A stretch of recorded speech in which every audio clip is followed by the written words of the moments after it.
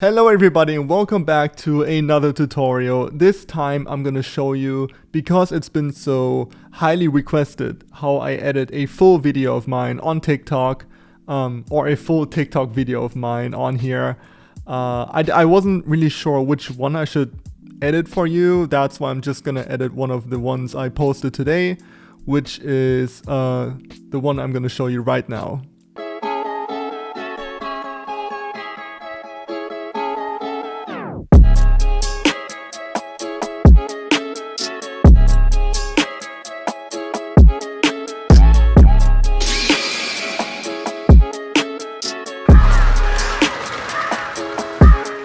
So as you can see, there's a lot happening here, and I'm gonna walk you step by step through my entire kind of process, how I start editing, how I go along, how I, just how I do this whole thing of mine. So if we open Premiere up, first of all, the way I edit all my videos is before I start shooting, I write down every single shot I want to do. That's why I have these notepads, and I know this is not going to tell you much. This is just random notes of mine, but that's how I structure my video. So I know it's going to start with me looking. I'm going to say reality is, and then in the eye of the beholder, someone is standing, there's knives appearing, I'm going to throw them. And that just helps me shoot the video and also edit, because now I exactly know how the video is going to be structured, and I'm not going to be confused as to which scene comes now, because I all have it written down already. So we're going to follow along, and let's just go right ahead. I have all my recorded files over here. I'm just going to drag one of them into the timeline. I'm going to delete that and change the timeline, because right now it's 16:9. I want my sequence settings to be for TikTok, so 1080 to 1920, and there we go. Perfect. So we dive right in, and it starts with, because it's a loop, right? I forgot to explain that. Because it's a loop, it starts and ends on the same clip basically. So when I turn, it goes into me looking. So I'm gonna scroll to the part where I actually turn. Now I need to figure out which one that was. Is it just the first one? It could be just the first one. Yeah, there it is. So you notice that it starts with me looking here. So I'm gonna create a beginning point, and I'm gonna drag that into here. And I'm gonna adjust the position a little. Excuse me. So when I play this, that's how I want my video to start. But because it's a loop, the part before that needs to play at the end. So what I usually do when it's a loop is I copy the clip, I paste it over here, I move this little thing to the very beginning of the clip, and then I extend it here. And this is gonna be the end of my video. So I cut it right there, and then my video is gonna end with me starting to turn. So if we check our list, we already have the look and the turn.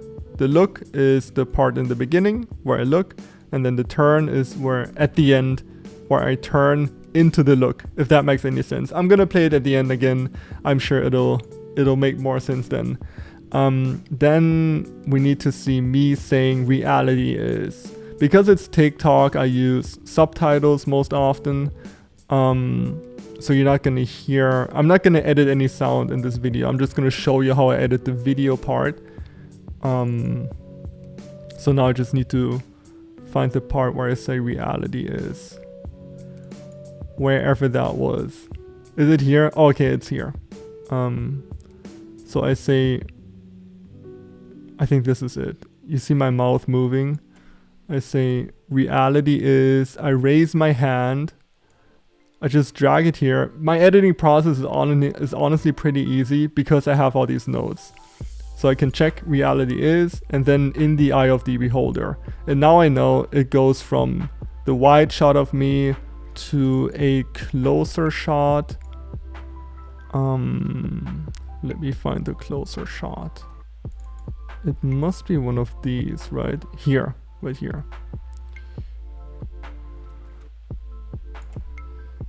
In the eye of the beholder. Perfect. I drag that here, and now we have me looking. Reality is in the eye of the beholder. Done. So that's the first 3 clips. We're making progress. The next one is me standing. So we go. That's honestly the hardest part. Finding the right clips and remembering when I shot what. Oh yeah, it's right here. So when I move my hand behind my back, that's what I wanted. I move my hand behind my back. And then this is actually the first time I'm doing something unusual. I'm making the knives appear behind my back. So the way I do this is I record myself pulling my hand behind my back and doing a quick flick motion. Let's get to the point where I do this. Right here, you see me flicking my hand, but obviously I don't have knives in my hand yet. So I do the same flick motion twice, once without the knife and once with the knife in my hand. So as you can tell right here, I do the exact same motion, but this time I flick with my hands in the with my knives in my hand. So what you want to do if you want to make the knives appear is you go to the point where I start flicking my hand, and you see it's super blurry here because of the shutter speed of my camera. So that's where you want to edit. So you drag this part here, and then you go to the part where you do the flicking motion but with your knives in the hand, which would be kind of there. It's not exact, but it doesn't have to be.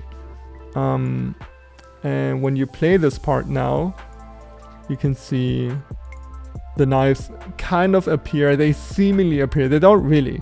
It's just me flicking my hand if I scroll through here, and then the knives are just there. But in actuality, it's 2 different clips. I just cut them together, and because it's not really centered, I like to drag this over here a little, and then I copy all the position and everything. I paste it here, and now if we play this, it's almost a seamless transition. It's not perfect, but because it's happening so quickly, nobody's actually noticing. And there we go. We have the knives, and then we should see me throwing the knives, which would be here, I suppose. They're almost perfect. So let's start right here. I throw them, and now our video looks like this. Turn, reality is in the eye of the beholder. Reach behind my back, knife flick, throw, and now it should be me catching the knives. Now, obviously, I don't actually catch the knives. It's just me already having... See, I already have the knives in my hand. I just move them quickly in front of my face. So I start right here. I have them in front of my face. That's almost it. What I like to do to sell the effect a little more is I like to remove 1 frame. So if we go here, I like to just remove a single frame. That is all I do. Oops, that's not what I wanted to do. This is what I want to do. So when I remove the frame, it just gives the effect of it happening much faster than it actually is. So you can't actually tell that I'm holding my knives, the knives already in my hand, because it's happening so quickly. That's the thing. Our brain, it kind of fills in the gaps. So we think that I'm catching the knives when in reality I'm not. It's just happening too quickly for our brain to process, if that makes any sense. But yeah, perfect. So we have me catching them. Now we go to me throwing the knives to the side, which should be this clip right here. And this time I actually throw them. So let's start the clip here. Throw, that's it. That's all we need. We don't want to show too much, just enough to get the point across that I'm throwing them. And now I'm gonna show you a much requested secret of mine, how I actually stick the knives into the trees and everything. So here's the secret. The way I do it is I stick the knives in the tree already. So as you can tell, they're already in there. What I do now is I tap on the knives, and that's where we're actually gonna start the clip. This time I missed the knife. See, I tap it, and that's when it does this wiggly motion. And this is one of the clips I need. And then because it's 2 knives, I do it twice. So I tap that knife as well. And we're gonna grab this clip and put it above the other one. And then what I do is I take both knives out. So I have kind of the clean tree without any knives in them. I grab that and drag it under the 2 knives. So what we want to do now is we want to move them a little to the side, so we see the tree without the knife first, and then the knives kind of are in there already. And we would be done already if we just wanted to do 1 knife, but because it's 2 knives, I want to make them appear one after another. So first of all, let's move this clip. Let's actually lower the scale, move it a little to the left so we can just see the full knife, and then copy the position and everything to the same, to the other clip, so it's all the same. And what we want to do now is mask out this first knife here.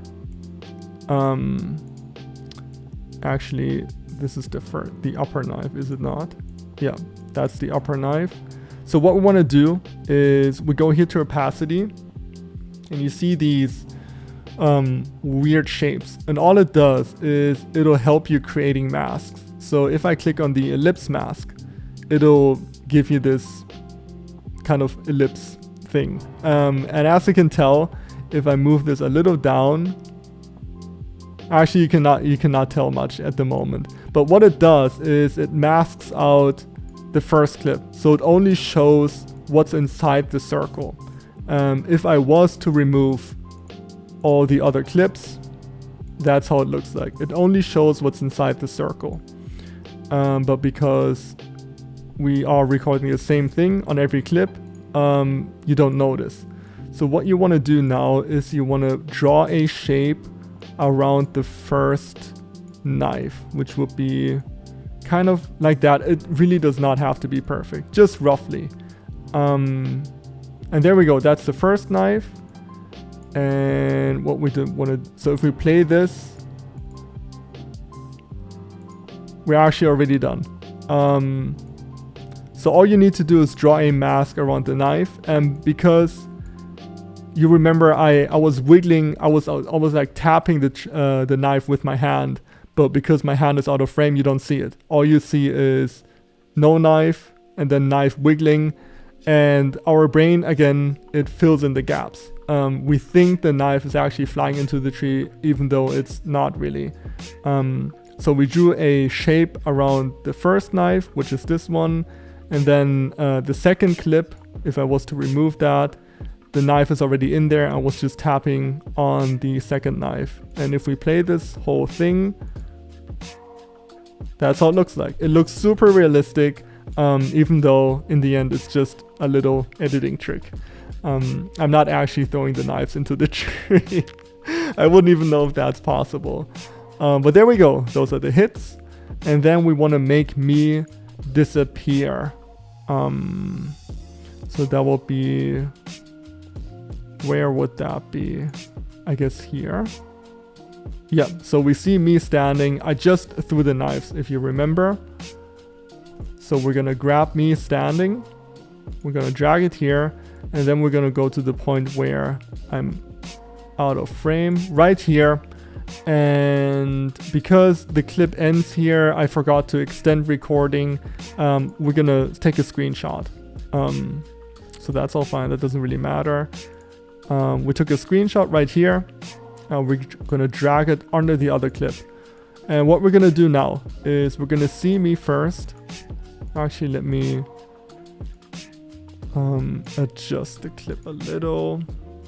Again, copy all the properties to the other clip as well. And you do that by clicking on motion and then Control C, Control V on the other clip. It's super simple. What it does, it copies all the, position and scale and rotation, all that. So it's exactly the same. And what you want to do now is you want to,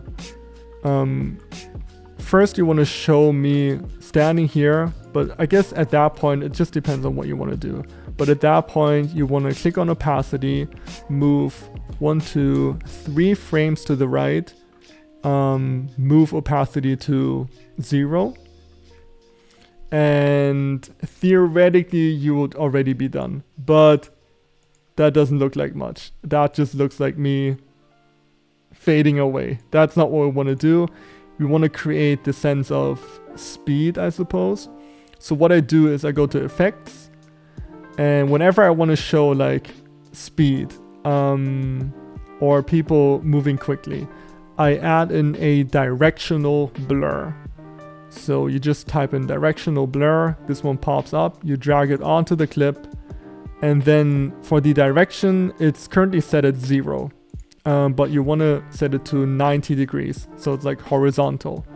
And then the blur length in the beginning of the effect is 0. And then at the end, when I disappear, I usually just leave it at 100. And now what it does is, as I'm disappearing, the whole screen is kind of washing away. And then if I play this, it kind of looks like, it's like the same effect they use in animes. The screen just quickly wiggles and the person disappears, which is what we're going for. It's like super speed. So we have that one too. That will be me disappearing. And then we want to show me turning. So, where is me turning? Is that me turning? That is me turning. Okay, also something interesting here. You see me in the video grabbing my head. Like as if the other person's grabbing my head. In actuality, I'm grabbing my own head. As you can tell right here, you see my arm and I'm just grabbing my own head. But because we're just seeing this part in the middle, you cannot tell that this is my arm. So it's just, showing as much as necessary. So we want to show me turning first. Right here. Me turning. And that is way too close. So I'm going to lower the scale a little. And we just want to see me turning like that. And then the next clip is me reaching for my head. Just to sell the effect. I like to add in these little clips to make it really clear that it is me actually reaching for my head. So I add in this quick clip right here where I'm reaching into the camera. I fill that in here, and then I'm gonna use the rest of basically the second half of the clip. I just edit it, which would be me grabbing my own head. But now if we put this all together, it's gonna look like,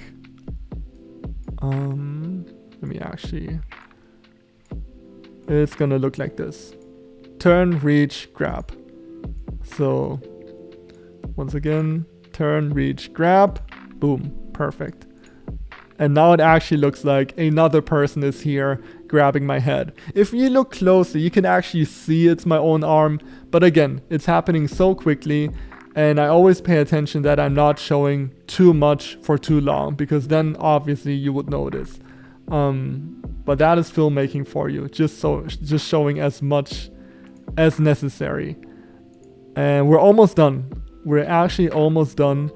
Now what we want to do is we're gonna add in the Sharingans when I say I am your beholder, which would be this clip right here, I think. I am your beholder. There we go. So what we're gonna do now is we're gonna open After Effects, and if you want a more in-depth tutorial how I edit Sharingans, I'm gonna leave a link down in the description below where you can follow along, where I explain exactly how I do the Sharingans. Right now I'm just gonna do a like a more quick tutorial on how I actually edit my Sharingans. So we're just gonna wait for this to open, and there we go. Let's just, oh man, I've done this so many times. It takes so long to load now. Yeah, I've done over 100 Sharingan edits at this point. But yeah, let's just go right ahead, dive right into it. Let's do a completely new sequence. Like, let's find this clip and let's drag it into our composition. Let's scroll to the point where I look up. And again, if you want a more slow, in-depth tutorial on how I edit my Sharingan specifically, I'll leave a link in the description below, and you can learn how to do that exactly. So I think this is fine. When I play this, so right when I look up, that's where we want to start tracking our eyes, because we want to add in Sharingans not only on our left eye, but on our right eye as well.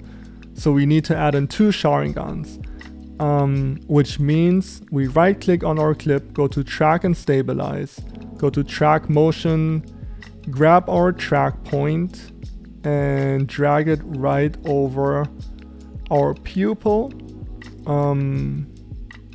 Maybe increase the size of this, and let's just start tracking right here. If you play on this play button, you can see it's tracking the eye very well. And I always pay attention that I'm not moving too much when I'm doing these tracks. And what's also really important is that you don't blink, because as soon as you blink, it'll lose the track point. But this is fine. This works well. So we go to the first track point. We open a new null object under layer. So you go to layer, new null object, and then under the tracker, you go to edit target, null. That's the null right here. It's just named 128 because I've created 128 null objects here. But you click OK, then you click on apply. That's all fine. You don't need to do anything. And now you want to go to layer again, create a solid, and you're going to disable the solid, and now zoom into my eye and draw a mask around my eye on the solid. So the solid is, activated right here. You go to the pen tool, and then you just start clicking and dragging a fine mask around my pupil only. So only the pupil is being masked out. That works well. So now for the Sharingan, actually, what I did for that is, so usually when I do a Sharingan, I just add in like a simple Sharingan. But because it's a Mangekyo Sharingan, what I did, and this is a little more complicated, but what I did for this one is, first of all, I made the first Sharingan rotate. So it appears, and then I keyframed it, the rotation at 0, and then I keyframed it again at 2 times 190. And what I did is I first of all I selected them and easy eased them, and then I went to this little graph editor right here. And what you can do here is you can adjust the speed. So as you can tell here, I have no idea what I did just now. But as you can tell, the speed is increasing as it goes along. So the longer it rotates, the faster it goes. As you can tell right here, the further it comes to the end, it starts slow and then it starts rotating faster and faster. And I also made sure to edit in motion blur. And then because you wanted to transition to the other Sharingan, I added in another Sharingan, a Mangekyo Sharingan. And here I basically did the same rotation, but the other way around. So it starts at -2, -130 or whatever, and then it rotates into the position. And what I did is I made it appear. So I lowered the opacity to 0 when it starts rotating, and then as it appears right here, it eventually stops. And now if I play this whole thing, it starts just with the normal Sharingan, it rotates, and the other one appears. And then all I did was I created a composition with these two things. So I named it Mangekyo. And then if I go to, our eye, as we are working on it, we're going to drag this Mangekyo sequence, composition, whatever you want to call it. You have it right here. What you want to do now is you want to move it over my eye. And then obviously that's way too big. So we're going to lower the scale so it fits perfectly over my eye. That's actually almost perfect. Like that. Now what you want to do is you want to change the track matte to alpha matte black solid 131, which is just the black solid we just created the mask on. And as you can tell, it fits right into the mask almost perfectly. I guess I have to adjust it a little, but that's almost fine. I guess I can increase the size by 0.3 so it fills out the pupil, and that still does not look very realistic. So we're gonna go to the black solid where I have my mask, which is the thing we drew earlier. We're gonna open all the options right here, and what you want to do under mask is you want to lower the mask expansion. So what it does is, remember the mask we just drew, if you lower it, it's almost like it's inverting the mask. So you want to just lower it a little, kind of like that. That's enough. And then you want to increase the mask feather. So as you are feathering it, see it starts just smoothing into the whole thing. And you can even start seeing reflections right here, which are just the ones from my eye. And now what you want to do is you want to parent. So we're going to grab this little twirl right here and move it over to the null object. Both of them. And you're almost done. Obviously you want the Mangekyo to appear. So you go to the Mangekyo composition. You lower the opacity to 0. And then you just move a few frames ahead. And then increase the opacity, which would then look like that. And then it rotates into the Mangekyo. And I'm noticing right now, because we feathered it a little too much, it's moving across the skin, which is not what we want. But that's an easy fix. We're just gonna click on the mask and we're gonna lower this part right here. Just drag it down a little. And maybe what we can do is we can go to the mask again. Just play around with it until it fits your need. Maybe lower this just a tiny bit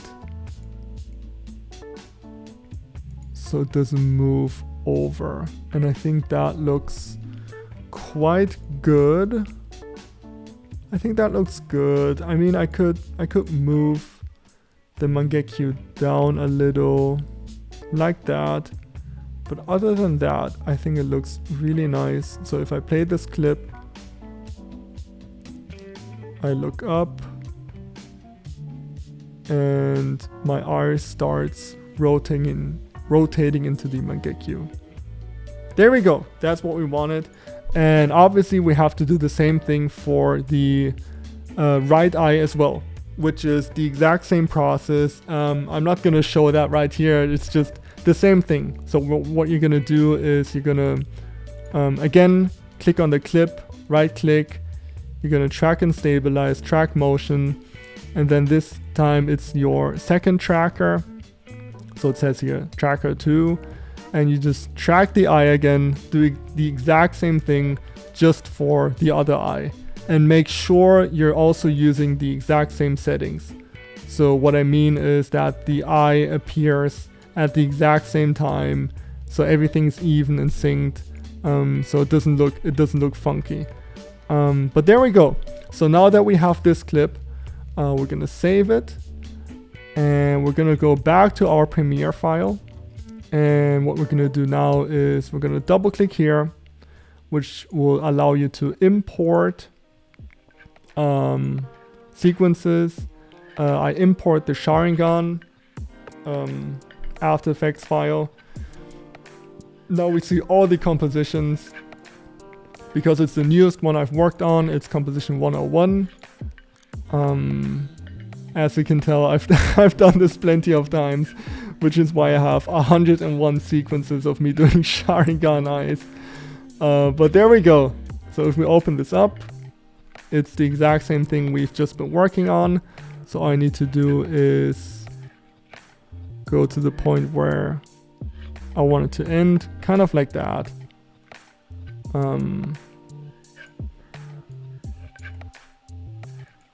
Now if I play this, I'm your beholder, boom, Sharingan, and finally we have done this part, and now we're getting to the last part of the edit, which is the wide shot of us two standing there and the crows appearing, which is also a Itachi trademark.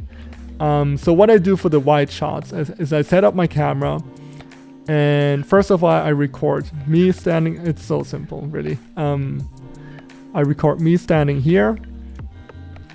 I drag that over here, and then I recorded myself a second time standing there.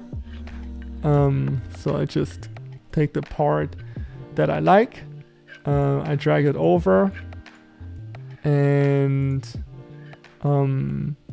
now we're gonna lower the scale a little to fit perfectly. And now what you want to do is, again, as we've done it with the knives, we want to create a mask. So you just click on the ellipse tool, and as you can tell, I mean, you're already almost done. I guess you can increase the feather. The most important part about this is to make sure the lighting and everything is even. If it's not, you can just go to color and adjust the brightness and everything of that clip. But here, because I've filmed it right after another, it's the exact same lighting. And now what we want to do is, actually I need to find the clip of the crows flying. Where is that? Where are my crows? I should have just... I guess I should have looked for them earlier. Where are they? Here they are, finally. It'll be the murder of crows. So I just drag them over here. And again, I got this file off of Footage Crate as well, which is a website that I use. I can highly recommend it. You have to sign up for it. You have to pay like 40 or 50 bucks, but it's super worth it. and you can get so many really cool effects from here. And one of them is this crow animation. So if I play this, it's just a swarm of crows flying by. And what I can do now is I can just drag that over my clip, and basically I have all these crows flying by, which is exactly what I wanted. Obviously not when I turn, but just when I'm moving my head. And we're done. We're all done. So now when we play this whole thing, and we can follow along. Actually, we cannot, because it's gonna disappear. But we have me looking. Reality is in the eye of the beholder. I grab, throw, catch, throw. Oops, no, it didn't show. Throw, catch, side, throw, boom. Now we hit the tree with both our knives. Boom, boom. Now it's me doing like the super speed, directional blur. Boom, disappear. I turn, reach, grab. Then it's me showing the Sharingan. This time it's just one eye. I'm gonna... Obviously you have to add in the second eye, but just for the tutorial purpose, I just did one eye. And then we have the wide sequence of the crows flying by, and then it ends with me, and this is what makes the loop. With me turning, and that's where the beginning of the clip starts again. So there you go. That's how I edit my videos. Of course, I skipped the sound part. All my videos have music playing and certain sound effects that I didn't add in right now. I just wanted to show you how I video edit my videos. And obviously I also do lots of, not a lot, but a few color corrections. I don't do a lot. Like, all I really do is I create a new adjustment layer. I drag it over my entire sequence usually. Then I go to color. And what I like to do now is for sure increase the contrast to 26. Then lower the shadows by 6. Lower the blacks by 3. And that just makes, I don't know, I feel like it makes the footage pop a lot more. Because now the colors are just a lot deeper. Yeah, it makes everything pop a lot more. And, you know, on certain clips that are a little too, you know, not bright enough, I increase the exposure or I decrease it depending on what I'm going for. But this is pretty much it. Let me know down in the description below what you want to see next. Do you want to see more full editing tutorials? Do you want to see more, you know, single editing tricks? Such as, for example, things like the knife throwing or the Sharingans. So yeah, let me know down in the description below. I hope you enjoyed this. I hope you were able to follow along. This was actually much less of a tutorial, more me showing how I edit my videos, what goes into me editing my videos. Obviously when I'm editing them, I'm doing it a lot faster because, you know, I'm trying to put out several videos a day. So I cannot spend too much time on a single video, which is why I'm trying to be or work as efficient as possible. But that is it. I hope you enjoyed it. Thank you so much for joining back in, and see you next time.